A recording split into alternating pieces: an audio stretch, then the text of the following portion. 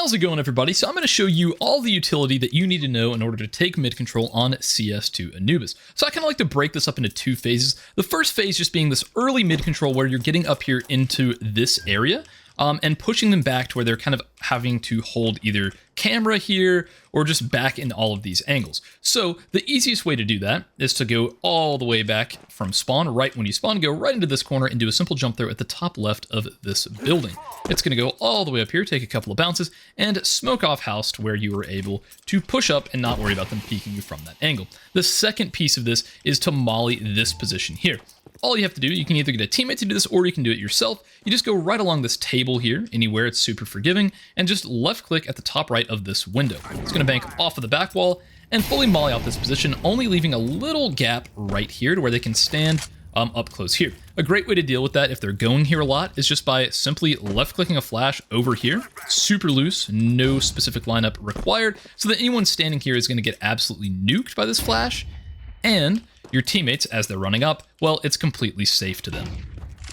So once you've established control of this area, it's now time to decide how you're going to approach actually taking this part of mid. So what I recommend doing is deciding whether you're going to split A or B and then smoking based off of that. You know, if you've got a little bit of pressure outside of B main and you feel like you're going to be able to split in, you can smoke off camera, or hey, if you feel like A's open, you just smoke off right here and just split on in. So I'll show you both of those smokes, starting off if you're just wanting to go A. So you go right here up onto this plank, just right against it, and you find the bottom left of this kind of tallest window here. It's a little bit taller than the others. You just do a W or forward jump throw at the bottom left of it. So it's going to go all the way up here. It's going to bank off of this back wall and fully smoke off this area back here, where you're able to push on and split in towards A. The one thing you have to keep in mind, they can still jump on top of this and get a peek. So, you know, have someone hold it, just be aware of that anytime you're using that smoke.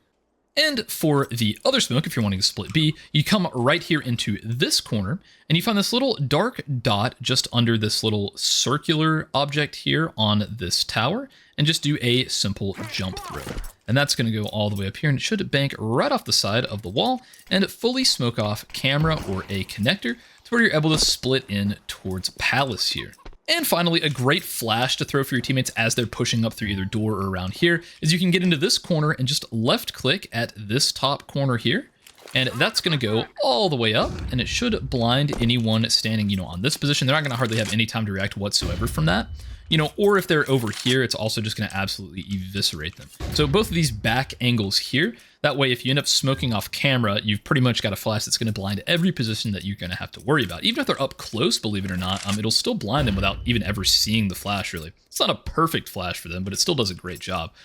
If you're worried about getting peeked from like this angle, you can always go back to this corner and just left click pretty much in the exact same spot. I like to go to this actual chip here.